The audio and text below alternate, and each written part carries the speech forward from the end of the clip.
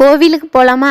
Actually புது வீட்டுக்கு வந்தப்புறமா எங்கேயுமே அதிகமாக போக முடியறது இல்லைங்க. வீடு ஷிஃப்ட் ஆகிறது, பொருளெல்லாம் எல்லாம் அங்கே ஃபுல்லாக பேக் பண்ணி இங்கே கொண்டு வந்து செட் பண்ணுறது அப்படிங்கிறதுனால நிறைய ஒர்க் இருந்துகிட்டே இருந்தது பேக் டு பேக். அதுவும் இல்லாமல் இடையில ஒரு விருந்து வேறு வச்சுருந்தோம். அதனால் வந்து சரியான வேலை. ஸோ நான் இந்த வீடியோலாம் முன்னாடியே எடுத்துகிட்டேன். ஒரு 1 வீக் முன்னாடி எடுத்த வீடியோஸ் நான் எடிட் பண்ண டைம் இல்லாமல் இருந்துச்சு. அண்ட் வந்து நிறைய பேர் வந்து ஹோம் டூர் கேட்குறீங்க. வீட்டில் வந்து சேஃப்டி பர்பஸ்க்காக வேண்டாம் அப்படிங்கிறாங்க. ஏன்னா நம்ம சிங்கிள் ரூம் தான் போட்டிருக்கோம். அப்பட்டமா நான் என்னென்ன திங்ஸ் எங்கெங்கே வச்சுருக்கேன்னு காமிக்க முடியாது சோஷியல் மீடியாவை நம்பி. பட் வந்து எம்டியான ஒரு ஹோம் டூர் வந்து நான் உங்களுக்கு போடுறேன்.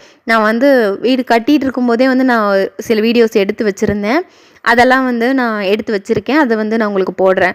அதில் வந்து மேபி உங்களுக்கு ஒரு ஐடியா கிடைக்கலாம். சில பேர் வந்து எவ்வளோ பட்ஜெட்லாம் கேட்டிருந்தீங்க. நாங்கள் வந்து மொத்தமாக பண்ணதுனால இந்த ரூமுக்கு மட்டும் எவ்வளோ ஆச்சுங்கிறதே என்னால் சொல்ல முடியலை.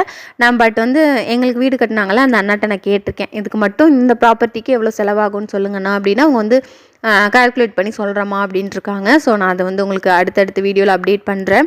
கோவிலுக்கு போனது வந்து ஹஸ்பண்டுக்கு முடி கொடுக்கறதுக்கு தான். ஏன்னா நம்ம ஃபங்க்ஷன் அப்போ நிறைய வேணும்னே சில பிரச்சனைகள் பண்ணி விட்டுட்டாங்க. அதனால் என் ஹஸ்பண்ட் வந்து ரொம்பவே மனசொடைஞ்சு போயிட்டார்.